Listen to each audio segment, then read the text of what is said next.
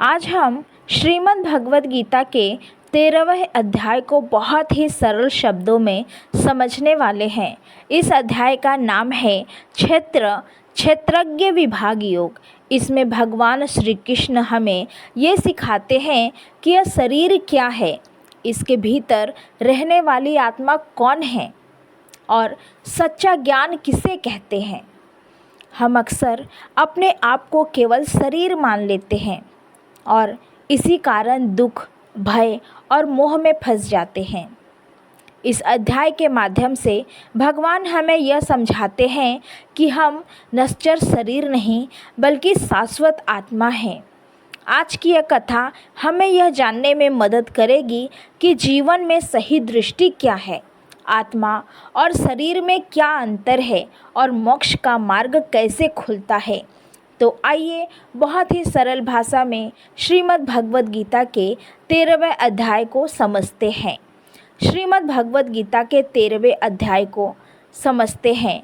श्रीमद् भगवद गीता का 13वां अध्याय क्षेत्र और क्षेत्रज्ञ के ज्ञान को समझाने वाला अध्याय है। इस अध्याय में भगवान श्री कृष्ण मनुष्य को यह सिखाते हैं कि शरीर क्या है, आत्मा क्या है और सच्चा ज्ञान किसे कहते हैं। यह अध्याय हमें अपने वास्तविक स्वरूप को पहचानने में मदद करता है। अर्जुन भगवान श्री कृष्ण से प्रश्न करते हैं कि हे कृष्ण, मैं यह जानना चाहता हूँ कि क्षेत्र क्या है, क्षेत्रज्ञ कौन है, ज्ञान क्या है और जानने योग्य तत्व कौन सा है।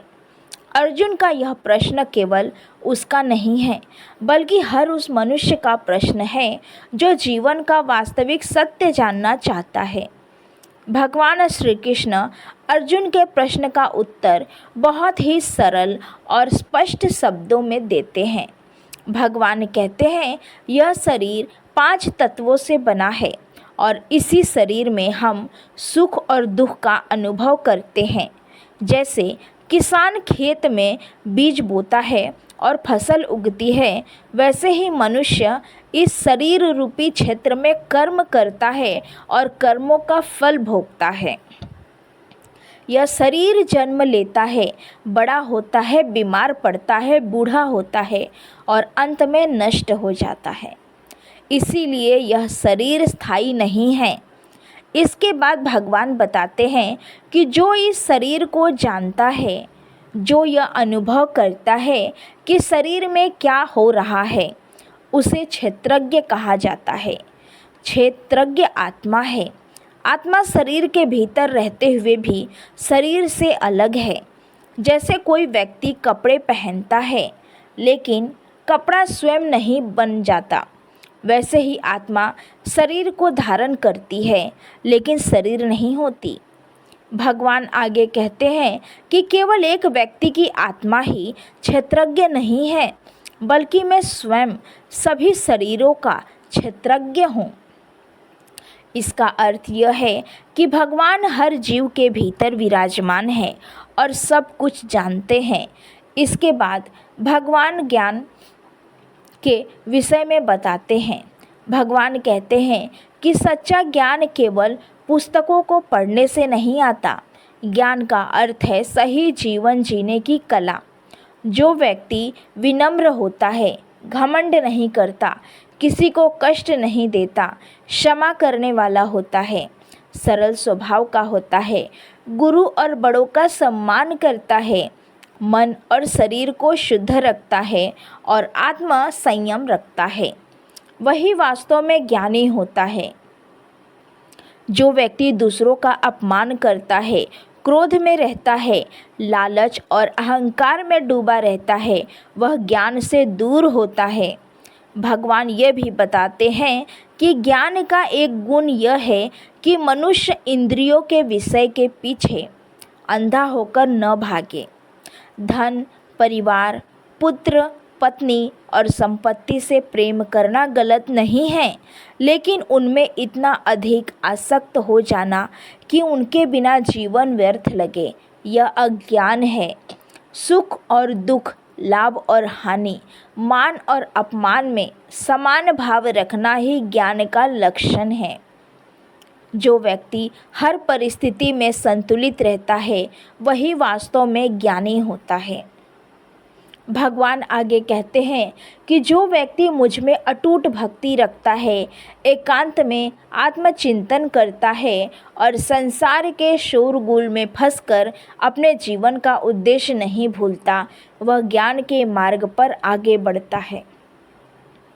इसके बाद भगवान उस तत्व के बारे में बताते हैं जिसे जानना सबसे आवश्यक है। इसे ब्रह्मा कहा जा गया है। ब्रह्मा न जन्म लेता है और न मरता है, वह नष्ट नहीं होता और न कभी समाप्त होता है। ब्रह्मा सब जगह व्याप्त है, वह आँखों से देखा नहीं जा सकता, लेकिन फिर भी सब कुछ उसी से दिखाई देता है। वह कानों से सुना नहीं जा सकता, लेकिन फिर भी वही सुनने की शक्ति देता है। वह हाथों से पकड़ा नहीं जा सकता, लेकिन फिर भी वही सबको धारण करता है। ब्रह्मा ही आत्मा है और वही परम सत्य है। भगवान बताते हैं कि ब्रह्म बाहर भी है और भीतर भी है, वह चलने वालों में भी है और स्थिर रहने वालों में भी है। जो व्यक्ति यह समझ लेता है उसे ईश्वर कहीं दूर नहीं बल्कि उसके भीतर ही है, उसका भय समाप्त हो जाता है। इसके बाद भगवान प्रकृति और पुरुषों के बारे में बताते हैं। प्रकृति से शरीर, मन और संसार की रचना होती है, जबकि पुरुष अर्थात आत्मा चेतना का स्वरूप है। प्रकृति के 3 गुण होते हैं, सत, रज और तम।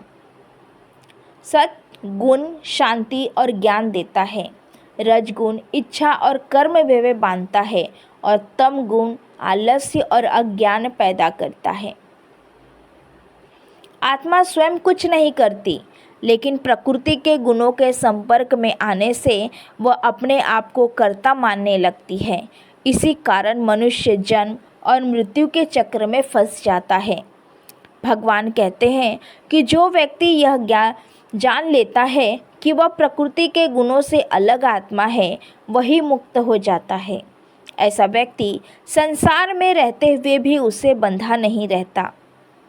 भगवान ये भी बताते हैं कि कुछ लोग ध्यान के द्वारा आत्मा को पहचानते हैं, कुछ ज्ञान के द्वारा और कुछ निष्काम कर्म के द्वारा। जो लोग स्वयं यह सब नहीं कर पाते, वे भी यदि श्रद्धा से इस ज्ञान को सुनते हैं और उस पर विश्वास करते हैं तो भी वे मोक्ष को प्राप्त कर सकते हैं। अंत में भगवान कहते हैं कि जो व्यक्ति क्षेत्र और क्षेत्रज्ञ के भेद को सही प्रकार से समझ लेता है और यह जान लेता है कि आत्मा प्रकृति से अलग है, वही परम गति को प्राप्त करता है। इस प्रकार यह अध्याय हमें यह शिक्षा देता है कि हम केवल शरीर नहीं हैं, बल्कि शाश्वत आत्मा है। शरीर नष्ट हो सकता है, लेकिन आत्मा कभी नष्ट नहीं होती। जब मनुष्य इस सत्य को अपने जीवन में समझ लेता है और उसे अपना लेता है, तब उसका दुख, भय और मोह धीरे धीरे समाप्त हो जाता है। यही श्रीमद् भगवद गीता के 13वें अध्याय का सरल और वास्तविक सार है।